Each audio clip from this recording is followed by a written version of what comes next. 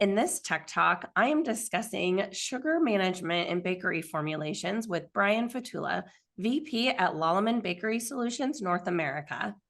Hi, Brian. Thanks so much for joining me today. Good afternoon, Joanie. How are you doing? I am doing great. So listen, this is a pretty hot topic these days, sugar management. So I kind of want to kick this off by sort of talking about the complicated relationship that sugar has with the baking process and consumers. On one hand, it's vital to the formula, but on the other hand, consumers are wanting less of it. So what does that mean for product developers? Well, I think consumers are speaking very loudly. They always have, but it seems to be more loudly today with regards to wanting more healthy products, sustainable products, and they want them to be authentic and transparent as well. The challenges with regards to sugar, as you mentioned, in the formulation and in processing and in production, it can vary depending on the specific product. In yeast baked goods, sugar delivers, flavor, color, volume to the product, food for the yeast to create fermentation and lift that bread loaf in the oven, and ultimately just a good experience for the consumer. So as soon as you start removing sugar, you definitely have typically a negative impact on those yeast-raised baked goods. Right, right. Yeah, it's really hard to use less of something that's so important. So I want to talk about bread in particular, because like you said, the sugar feeds the yeast. And so replacing that sugar can be really tricky. Lallemand, though, has an enzyme-based dough conditioner that can reduce the sugar without sacrificing functionality in the bread baking process. So it's really interesting to me. Can you tell me, how does that work? No, absolutely. So, over the years, there's always been, a small segment, if I go back decades, sugar-free products. And I think if anyone can recall those products, usually they were very white, they lacked color, obviously lacked the sweetness and the taste. And at the time, that was just accepted by the market because, well, I didn't want sugar, therefore I just have to sacrifice. But over the years, there have been various solutions along the way, but unfortunately, the challenge is they didn't deliver on a significant reduction. And ultimately, a lot of bakers ended up utilizing, the artificial or natural high-intensity sweeteners such as stevia. And while those are available, I think consumers still spoke that, still wanted to go more of the natural and not get that high-intensity sweetness. So we challenged our product development team and our R&D team to identify ways to reduce and remove those sugars while still delivering on what the consumer and the baker expected. And so, of course, when you provide that challenge to R&D, they always go down to the molecular level, if you will, and identify what is it exactly that's happening. What does sugar do in that product? And after identifying what they see happening, then we set out and challenged our enzyme team to identify and develop some of those enzymes that would do something very similar and provide a similar result to that big product. Okay, I love this. So you really studied what exactly the sugar is doing and then drilled into how to emulate that. Correct. That is correct. And we've actually seen a decline in sugar over the last 20 years by about 20%. Yeah. So when we're talking about functionality, there's another role that sugar plays. Commercially producing bread, there's time involved. So Lallemand has a line, the Essential FSA line, that can actually help bakers accelerate fermentation time and proofing time without adding sugar. How is that possible? Can you kind of walk me through that? Sure. What it does is we utilize the flour itself. So flour is made up of various fractions, if you will, and then within the carbohydrates you have some non-polysaccharide fractions, but you also have the larger starch granules. So we know in order to get access to that sugar within the starch, we develop this enzyme-based solution that basically would take some of that and start breaking it down into some various sugars. It's a much simpler, smaller sugar, And so that is feeding the yeast, I'm going to say, in a little more quick manner. And that's how we're able to, remove the sucrose and still get the yeast fermentation, the approved time.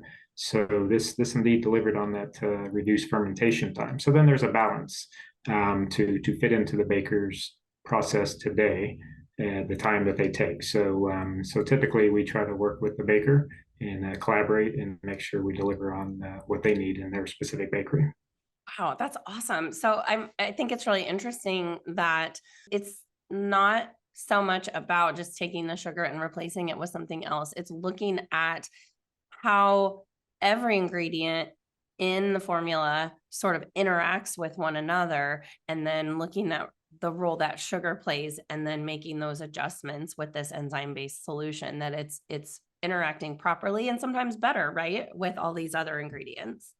Absolutely. While it doesn't look like a puzzle, when you look at a loaf of bread, it is a puzzle for our application team and our technologist, because as soon as you change one thing, it does impact another. Yeah, definitely. So I want to talk about these finicky consumers a little bit because they are very demanding and really forcing innovation in our industry, I think.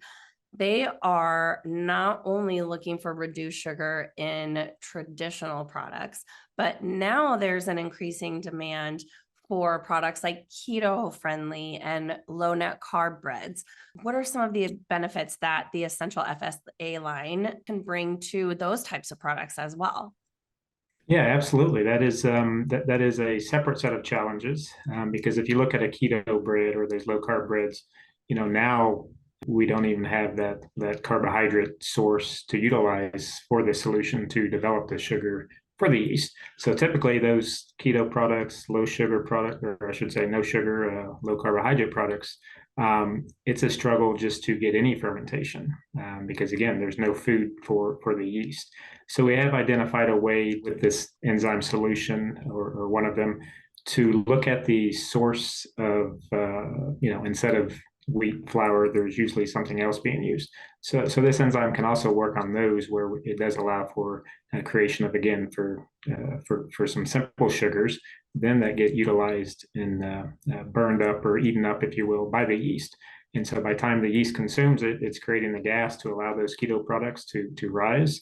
But it's also consuming it, so they're no longer there in the product. So we've assisted on, with many keto products and help deliver. And in fact, we have some that actually make the claim of zero net carbs by utilizing this.